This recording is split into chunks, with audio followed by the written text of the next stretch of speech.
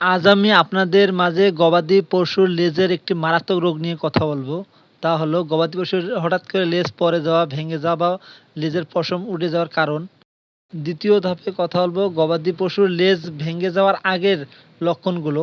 কিভাবে আপনারা বুঝবেন যে গবাদি পশুর লেজটা আপনার যত চিকিৎসা করেন কিন্তু আপনার কোনো চিকিৎসা লাভ হবে না। নিশ্চিত রোগটি আপনার গবাদি পশুর লেজটি আপনার পড়ে যাবে।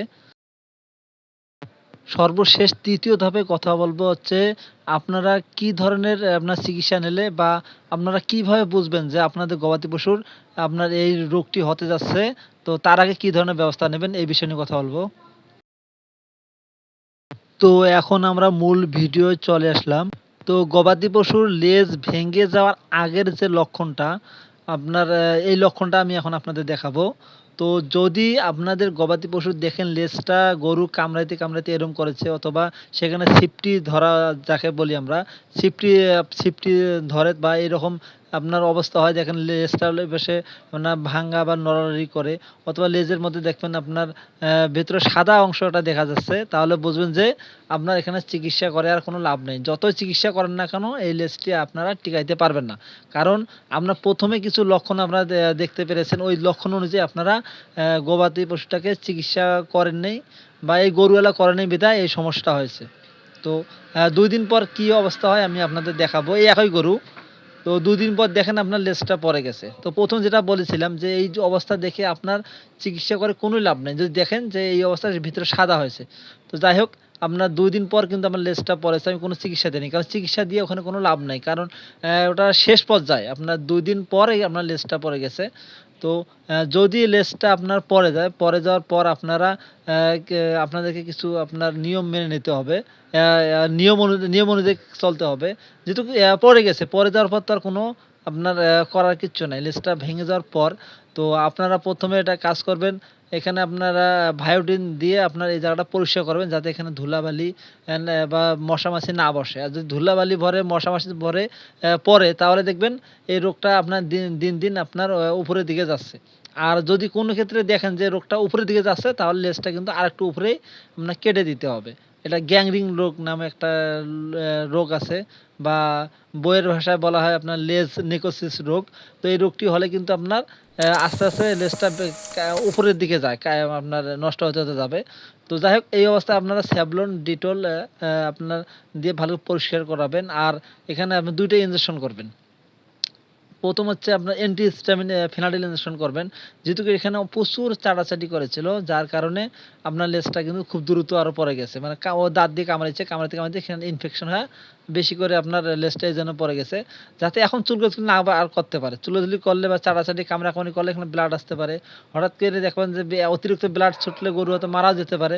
তো এই ক্ষেত্রে যাতে আপনার চুলকাচুলকি বা কামড়াকামড়ি না করে এজন্য আপনাদের অ্যান্টিহিস্টামিন দিতে হবে। আর একটা পেনিসিলিন ড্রাগ দিতে হবে যাতে রোগটা উপরের দিকে না ওঠে। এর জন্য কমবিপেন ৪০ লাখ নামে একটা আপনার ইনজেকশন আছে। আপনার পেনিসিলিন ইনজেকশন। তো এই ইনজেকশন ৪০ লাখ ইনজেকশনটি আপনারা একটি মাঝারি গরুর জন্য ১ টি করে মারবেন। আর বড় গরুর জন্য আপনার ২ টা বা ৩ টা মারতে হবে। আর ছোট বাছুর হলে আপনার অর্ধেকটা আপনার ওখানে লিটারেচার বা লেখা আছে। তো ওখানে দেখে আপনারা মারবেন। তো চলুন আমি আপনাদেরকে কিছু মানে সতর্কবাণী আপনার দিচ্ছি। আর কিছু একটা রোগ দেখাচ্ছি। এই গরুটি আপনার ১ম অবস্থায় যে লেজটা যে আপনার নষ্ট হয়ে গেছে, পড়ে গেছে, ছিঁড়ে গেছে, তার প্রাথমিক অবস্থা হলো এরকম। ১ম এ দেখবেন চুলগুলো সব এখান থেকে উঠে যাবে। তারপর দেখবেন যে আপনার গরুটা অনেক চাটাচাটি করবে, কামড়াকামড়ি করবে বা এখানে দেখবেন আপনার হচ্ছে ত্বকগুলো অনেক সময় ফেটে যায়। তো এরকম হলে আপনার দেখবেন যে অ্যা একসময় ওই যে রোগ আপনাদের দেখালাম যে ১ম এ আপনার ছিপটি ধরে পরে আপনার লেজটা পড়ে যায় এই অবস্থা হবে। ১ম অবস্থা কিন্তু এই অবস্থা। তো যখন আপনার প্রাথমিক এই অবস্থায় থাকবে তো তখন আপনাদেরকে একটি ভালো চিকিৎসা করতে হবে। যাতে চাড়াচাড়ি না করে বা এই লেজটা আপনার মনে করেন আপনার বেশি না হয় বা লেজটা আপনার দ্রুত শুকিয়ে যায়। এজন্য আপনাদেরকে কিছু ইনজেকশন ৩ করতে হবে। তো ১ম এ আপনার ফেনাডিল ইনজেকশন তো দিতেই হবে। আপনার একটা মাংসপেশিতে দিতে হবে। তো এই ইনজেকশনটি দিলে আপনার এই লেজটা যে অবস্থা হয়েছে তো দেখতেছেন। তো অতিরিক্ত আপনার চাটাচাটি করবে না। আ তাহলে আপনার দেখবেন আর ওই যে রোগটা দেখালাম ওই রোগটা আর হবে না। তো যাই হোক, এবার দ্বিতীয় একটা ইনজেকশন করতে হবে, সেটা হচ্ছে আইভারমেকটিন গ্রুপের আপনার এমেকটিন প্লাস। তো এই চিকিৎসাটা আমি কিন্তু আপনাদেরকে কয়েকদিন আগে আরেকটা ভিডিও দিছিলাম। তো আরেকটা চিকিৎসা করেছি, ওই ভিডিওটা আমি দিছি। যেহেতু এখানে ২ টা গরু, তো আমি ১ম যে গরুটা আপনার দেখালাম, তো ওই গরুটা যেহেতু আপনার ১ম দিন দেখালাম, ২ দিন পর লেজটা পড়ে গেছে। তারপর আপনার এইটা গরু চিকিৎসা করছিলাম কয়দিন আগে, এই ভিডিওটা আপনি ইউটিউবে ছেড়ে দিয়েছি আমি, অথবা দেখছেন। তারপর আমি আবার আপনার দেখালাম। তো আপনারা চ এই জায়গাটায় ইনজেকশন করবেন আপনার চামড়ার নিচে, সেটা হচ্ছে এমেকটিন প্লাস বা আইভারমেকটিন গ্রুপের একটি ইনজেকশন করবেন, যাতে আপনার এখানে আপনার চর্মরোগের যেকোনো রোগ হলে কিন্তু এই ইনজেকশনটি করতে হয়, যাতে না চাটাচাটি করে। আর আপনাদের একটা মলম ব্যবহার করতে হবে, নিগোটক্স। এই মলমটা আপনার ২-৩ টা আপনার ব্যবহার করবেন। আমি যেহেতু সরাসরি দিলাম, আপনারা একটু সরিষার তেল অথবা ভ্যাসলিন অথবা নারিকেলের তেলের সাথে মিক্সার করে লেজের মধ্যে নিয়মিত আপনার দিনে ২ বার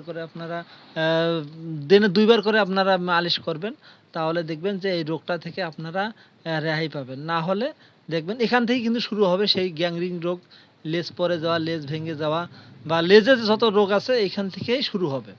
তো আপনাদের প্রাথমিক অবস্থায় এখান থেকে শুরু করতে হবে, এমন দেখলে আপনারা চিকিৎসা শুরু করে দেবেন, যাতে এই রোগটি এখান থেকে না বাড়ে। আর যদি বাড়ে তাহলে তো ওখানে নিশ্চিত আপনার লেজ ভেঙে যাবে।